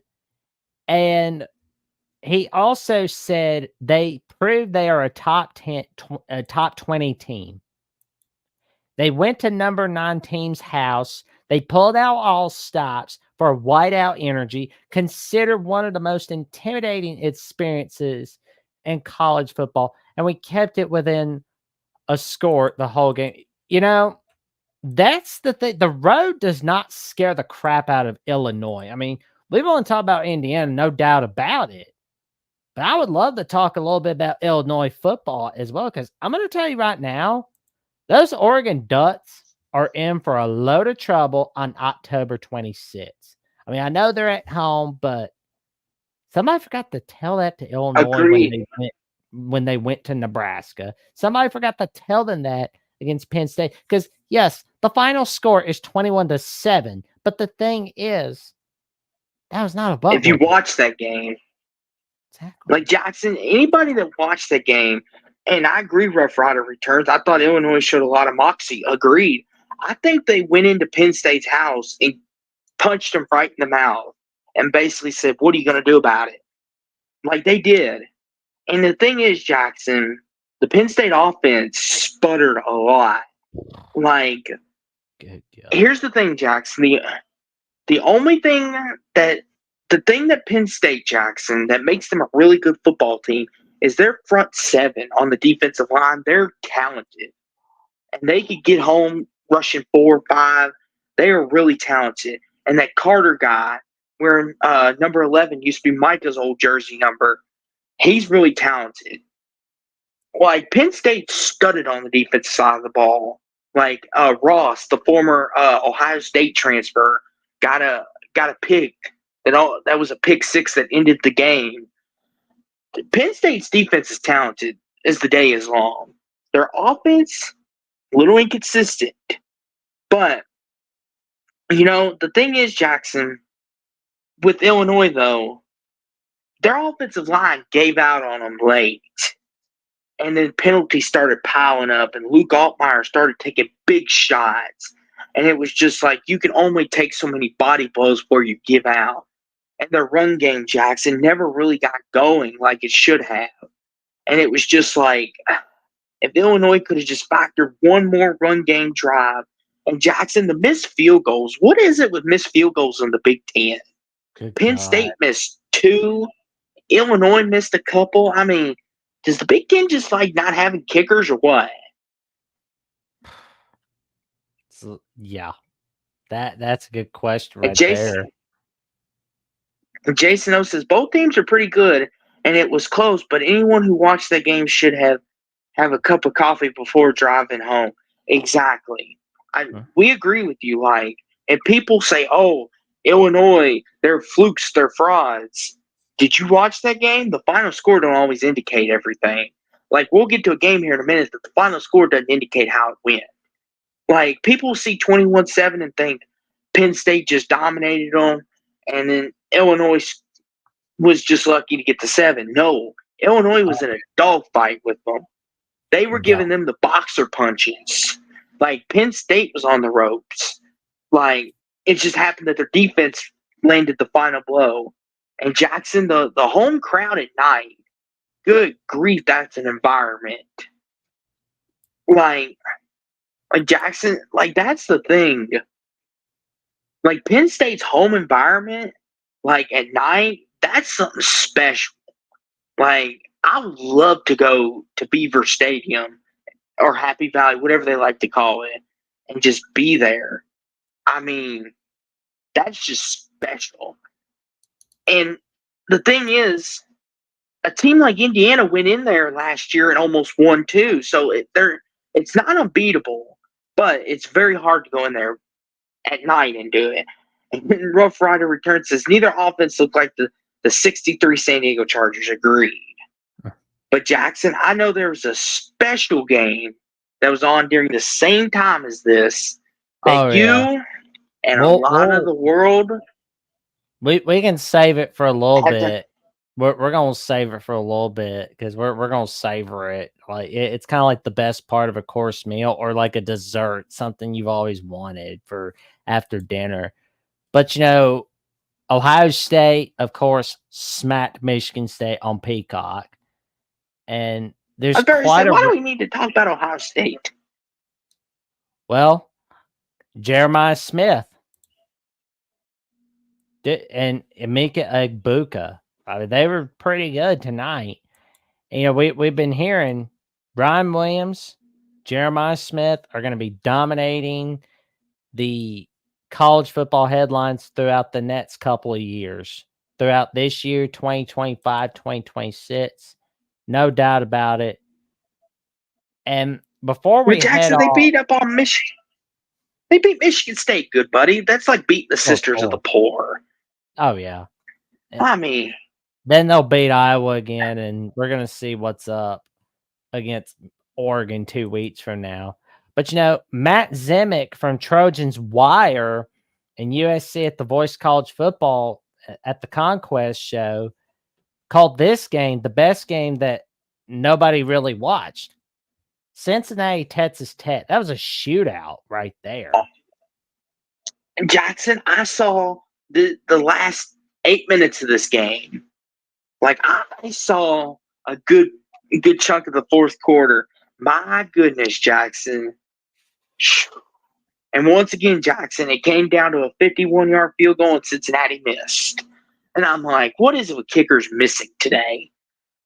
I will say this, though, Jackson. Were we too quick to judge Jerry Maguire and his Red Raiders? They're 4-1. I know everyone was ready to write them off, and here they are, sneaking up on them again at 4-1. Did we overplay them, Jackson? We got to see more. I mean, Jackson, I know, Jackson, you want to see some more. But, Jackson, they're winning, though. That's the thing. They're winning. Yeah, but this is not Luke Fickell Cincinnati. That's Scott Satterfield Cincinnati. They won a tight game against. But here's the thing, though, Jackson. If you're winning football games, it doesn't matter by how many points. I look at it this way, Jackson. If Alabama beats Vanderbilt by 2 points next weekend, a lot of Bama fans are going to be like, what the heck was that? But you won the game, though. That's all that matters. Like Jackson, you won the game. You got the win in the win column. Yes, you would like it to look sexy and pretty, for the committee when the rankings come out. But sometimes it's not about that. You got to get the W when it's there. Well, there's some ugly wins. As they say, looks aren't everything. And, I mean, I'd usually go with that lesson. But not tonight. Not tonight. Alabama, Georgia. Oh, my God. Really quick, Jackson. Hold on. I got to do this comment real fast for you, and then I'll let you go. Ohio State is the least interesting powerhouse team. They could put all their games on Peacock for all I care. Jason O, you're a brave man for saying that, because there are some Buckeye fans that would get on you about that.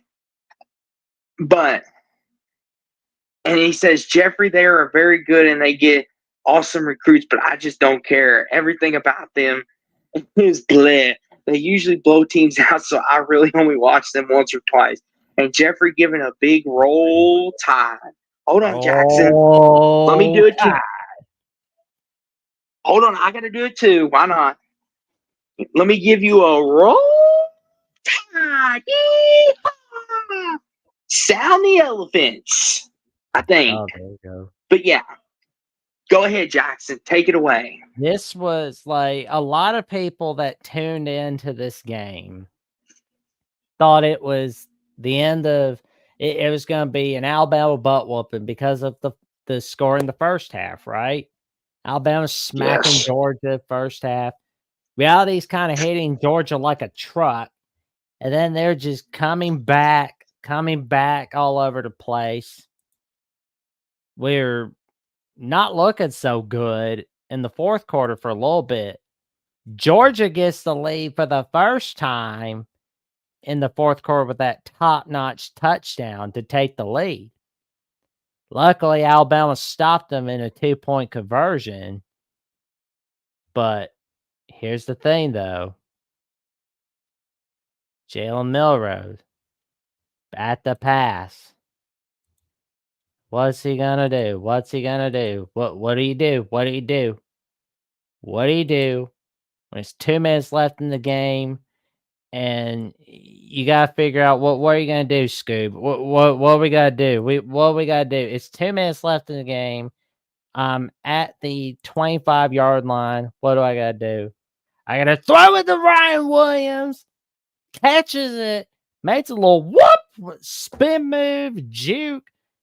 I mean, it's not a realistic play. That college football 2025 is not a realistic play. Somebody forgot to tell that to the 17-year-old man, Ryan Williams, and he ran it for a touchdown. 6 receptions, 177 receiving yards. I got to tell you, if anybody didn't consider Ryan Williams a man, well, he became a man tonight. Because I can tell you right now, he's not even 18 yet. Like, this guy, if he wins the Heisman this year, he will be the youngest Heisman winner ever. And I think like the oldest Heisman winner is Chris Weinke from 2000, but still though, we almost lost that game, especially in the fourth quarter. My goodness gracious. It was Jackson. And thank you so much, Jason. I appreciate it. Jackson, I don't mean to rain on anybody's parade, but okay. I'm worried about I'm worried about your secondary. That's what I said on the Alabama postgame show tonight. I'm worried about the secondary because, we got away with it against Carson Beck, but if we play like that against Nico Lima-Leva when we play Tennessee 3 weeks from now, it's gonna get ugly. That's the thing, Jackson. I'm not trying to rain on anybody's parade. Enjoy it, savor it, but it's like, yikes. There was a lot of receivers that got behind your defense, and I'm thinking, if Beck had a little more time and looked him off a little bit, because if that Georgia line wasn't so banged up and had a little more time, Jackson, oh boy, there would have been some explosives going down the field. And here's the thing, Jackson. What concerns me is, like you said, Tennessee, they've got some burners at receiver. So, and Jackson, I don't know if you know this or not, but LSU has another great wide receiver that could get behind the defense with some speed. So those two teams right there are going to look at that film and be like, if our lines can hold up and give our quarterbacks time, this secondary is beatable. And let's not forget Luther Burden, one of the better receivers in all of college football when you all play Missouri. And, Jackson, you got to shore up that secondary. That's the only concern I really, really have about you all right now. And it's just like, if y'all could shore that up, you might be the most complete team in the SEC. Yup. The only other team, Jackson, that I think might be ahead of you, and that might be Texas. Other than that, it's probably Texas, Bama, Georgia. I would say Ole Miss, but they crapped the bed big time. I think it's like Texas, Georgia, Bama, and then it's everybody else. Oh, yeah. Hey, agreed. Georgia Georgia showed some moxie. Rough Rider Returns was talking about Illinois showing some moxie. Georgia showed some big time moxie. Because Jackson, they could have easily called off the dogs, no pun intended, and been like, we still got Ole Miss at Texas. We'll have chances. But Carson Beck and company, Jackson, they showed a heart of a champion. Oh, yeah. And Rough Rider Returns also wanted to see Georgia lose because he didn't want them claiming they broke the Sooners' 47-game winning streak. Oh, man. Yeah. But I will say this, though, Jackson. It was a really, really fun game towards the end because it looked like Alabama they were dominating. Georgia looked shell-shocked, like not in the moment. Carson Beck throwing picks, and it was just like, whoa, like what is wrong with Georgia? And then it's like, okay, here comes Georgia. And Jackson, I'll let you know the moment that I was like, oh boy, is when Georgia got that touchdown and it was 33-28, and I'm thinking, oh no, Georgia's going to come back and win it, aren't they? Like, they're going to go down. Milroe's going to he's going to fumble. He's going to try to force a pass, and it's going to get picked. And then Georgia's going to go right down and score, get the 2. And then Georgia's going to pull off this miraculous comeback. And we're going to hear everyone saying that no one's better than Georgia. And I'm thinking, oh, boy. And then that catch to Ryan Williams, like you said, the spin and the turn, doing a little shimmy shake. And it's just like Jackson, this turned in from one of the game that turned into a classic. Like, my goodness, what a game. What a finish. Oh, man. Now, I do have to say, though, good buddy, that safety, that corner that picked off Beck at the end there, he made an incredible jump on that football. Because if he doesn't jump for that, that's a touchdown. Because Beck's going to throw it over his head. Yeah. So, I will say, good buddy, I will say, though, Jackson, congratulations.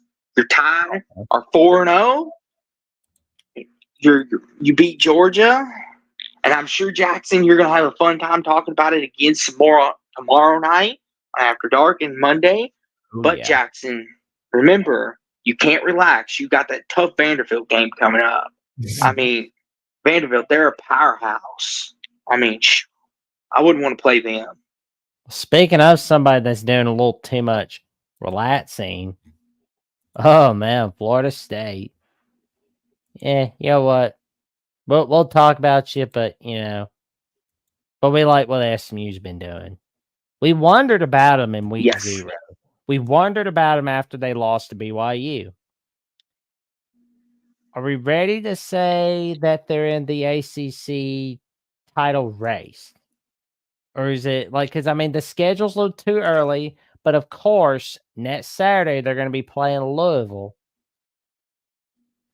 Jason says we could skip this game. Sorry, Jason. Jackson has a policy. It's business to him. We have to talk about every game. Like, trust me, I didn't want to talk about Louisville tonight, but Jackson made me. I don't like talking about Florida State. This hurts me more than it does you, Jason. That I can promise you. I promise you. It's okay. We won't spend too long on it. We'll forget. We'll forget. Florida State, pitiful. I mean, what else is new? But Kevin Jennings had a great night, because he threw for 3 touchdowns, and Kobe Wilson returned 1 of the 3 interceptions for 82 yards. I mean, RJ Maryland had some good nights. I mean, oh my God, a 42-yard flea flicker to Jordan Hudson. Wow, that's huge. Yeah, Jackson, it's going to be a big game next weekend. It's in L&N Stadium. It's going to be a noon game. And it's just like, but Jackson, you want to know something? I don't know if it'll be breaking news, but Jackson, we know where College Game Day is going next week. Many people thought, could they go to Louisville, SMU, or maybe Arkansas, Tennessee, oh, maybe this Washington, Michigan, the Natty rematch that has College Game Day written on it. Nope. They're going to Miami and Cal. take it away, Jackson. Miami, Cal. I mean, it's do they really like Cal, or do they feel bad for Cal, or do they really love what Miami's bringing out, or were they just that bored with Wheat Sits? So they're just like, pick something, and then Cal. Yeah, Jackson, looking at next week's slate, which we'll talk more about it on Tuesday night on the picks and analysis when we actually pick them. But if you look at the week 6 slate, it's a very bland slate. There's not too many like games that pop off the page like there's going to be in week 7 or there was tonight. So it was almost like they were like, Cal's never been to game day and they've been asking for it. You want to grant their wish? Sure, why not? Lee Corso, you want to go to Cal? He's like, sure. Like, oh man, it was just good grief. And our friend Sonny Verma, I mean, it was a fun weekend of college football. Agreed. And we were just talking about your take on Illinois a little while ago. let me ask you, Sonny, how you feeling about your Illini? Even though it was a loss, how you feeling about them after tonight? Do you feel like they can win 8-9 games? Because I will say it's looking like it. And I told Austin a little while ago, this looks like a team that could pull off an upset over Oregon. And I would not be surprised if they possibly pull it off. Like, it could happen because the road environment, from what we've seen tonight, doesn't scare them. It obviously didn't scare them. No, they didn't. Nebraska. So it's yeah, and of Jackson? course, for those that just saw Sonny, tune in to the Big Ten show where he and Justin Adams go over their take on the Big Ten. And also, don't forget to tune into Locked On Illini and Illini Cast, where Sonny goes over his take on the Fighting Illini and what's going on with the football program and the basketball program. He goes over their team every day. Mm-hmm. And he says Penn State is a top 10 team. Illinois went on the road to Happy Valley and was down 14-7 with less than 2 minutes left. I can't complain. At least you look better than we did against Notre Dame. I can't complain. But I digress. But yeah. And Jason O says says it's pretty cool. Campus game day will look cool over there. Yeah, Jackson, I think it's nice that they're giving them a little something. I mean, Cal deserves a little something. I mean, Jackson, they could have gone to Vanderbilt for Alabama Vanderbilt. I mean, no, I'm just messing with you. Oh. It's all but good. yeah. But yeah, next week it looks like a sloppy slate, but that means upsets are coming. Yes. I will say though, Jackson, before we head on out of here and get to promoting ourselves, I want to ask you, what was your biggest takeaway from this week? Did you learn anything new about any new teams, or did you confirm anything you already knew? I learned a lot about what momentum can do for you. Learned it a lot on Michigan, Minnesota, Alabama, Georgia, and so many other games like USC, Wisconsin, Oklahoma, Auburn. I mean, momentum is the word of the night. And if it isn't momentum for some of you, it should be. Jackson, I learned it don't matter what kind of football team you have. It is if you got heart and you play with toughness, you're going to be in a lot of ball games. Yeah. I mean, look at Louisville today. Look at Illinois. Look at Georgia. They all arguably, except maybe Illinois, you can make a case, played pretty good. But like Georgia and Louisville played some of their worst games, and they still had a chance to win their biggest games. Oh. I learned if you have a good, scrappy team, you're always in a football game. Oh yeah, because that's what But it is, my Jackson, man. I will say, if people want to hear you talk more about Alabama, which I don't know why they would want to hear you talk more about Alabama. Like, we need to hear more about them. I mean, they're overrated, number one. Jalen Milroe sucks. This, that, and the other. And Kalen Fuller should be fired. No, I'm just kidding. I kid because I love Jackson. I But know. Jackson, if people do want to hear more of you, let them know where they can find you, Johnny Burks, and let them know what you're up to. Oh Go yeah, for it, good buddy. they, Floor's they yours. can find me, Johnny Burks. Plenty more people on Alabama with the Voice College Football, and we're always, we're get some additions. Not a matter of if, but when, and we will announce it at the perfect time for sure. But in the meantime, you can find me at Alabama with the Voice College Football Monday afternoons, 5 p.m. Central Time, 6 p.m. Eastern Time on Alabama with the Voice College Football, where Johnny Burts and I go over our take on the latest news and notes on the Alabama Crimson Tide. And it was announced that I'll be taking over the post-game duties for Alabama with the Voice College Football every Saturday during the football season, of course, including what we saw tonight. While unfortunately, I was running late as heck, and again, I apologize for being late. Because if there's nighttime games, there will be a likelihood of that, unfortunately. But I'll make sure to be on time. Jackson, you stop lying to these people. You were talking with Miss Alabama, like Clint Moses said. You had Miss Alabama on the phone, didn't you? Nope, afraid not. Oh, Jackson, you being bashful. See, don't listen to him. But I'm getting there. He had Miss Alabama on the phone. He's just not telling the whole truth, everybody. Don't listen to him. But go ahead, Jackson. But yes, we got a Vanderbilt week on Monday afternoon at 5 p.m. Central Time. And of course, there's going to be plenty of clips of where Johnny and I go over our takeaways from Alabama, Georgia. We go over the preview of Alabama, Vanderbilt. What do we need to do going into week 6? And of course, we're going to be going over all of that. No doubt about it. And you can also find, and I'll tell you right now, I'm hoping, I would love to get this channel to 2,500 subs before my birthday, but if we don't, that's okay. We can get there in October.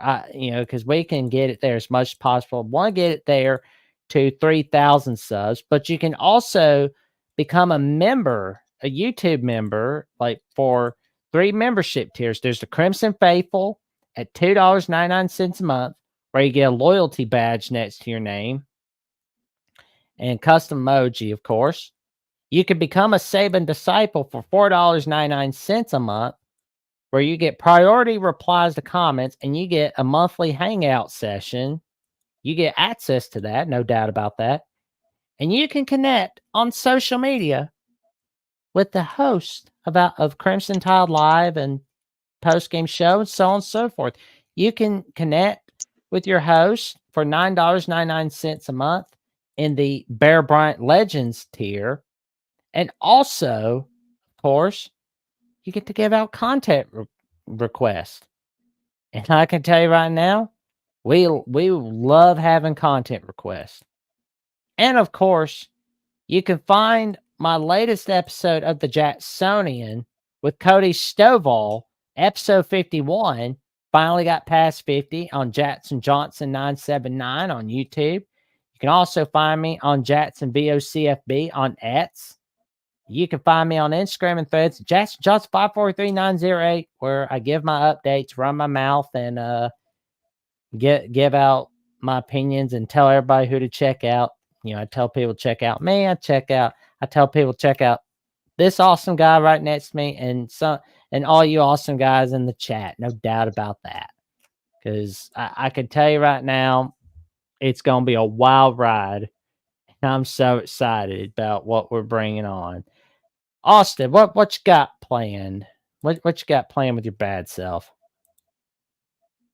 With my bad self, nothing really. I mean, other than being here with you on Picks Analysis and the Final Whistle, of course. And I'll be dropping videos throughout the week, little mini clips from our Picks and Analysis show. Whatever the biggest games are those weekends, be making clips of those. I'll be making clips of games that might fly under the radar, have them out there, and just being here around YouTube and helping out as much as I can, supporting. But you can find me here on Sports Talk with Austin 2002. Find me on X at Austin W1980 2639. Find me there where I'll rant about the Cowboys. I won't rant much about Louisville. I'll save that for here. But Denver Nuggets basketball is coming back. Go Nuggets. Can't wait for that. So let's get Jackson to as many subs as possible. I just got 2 more subs yesterday, so I'm almost at 40. Let's keep that going as well. And let's all grow together. We're building a great community together. And most of all, I want to thank you all for being patient with us and being here and always being consistent. Y'all are always here with us. And I'm glad you all are enjoying this because we plan on bringing more of this to you. And it lets us know that we're doing our job. And Jackson, congrats on the win. You all earned it. And we've got some cleaning up to do. Yeah. So it's back to the drawing board. I know, Jackson, you'll enjoy the win for a couple more nights, but then it's back to the drawing board for you, on to Vandy. And as for us, on to SMU. Roll Tide and go Cards, everybody. Oh, yes, go Cards.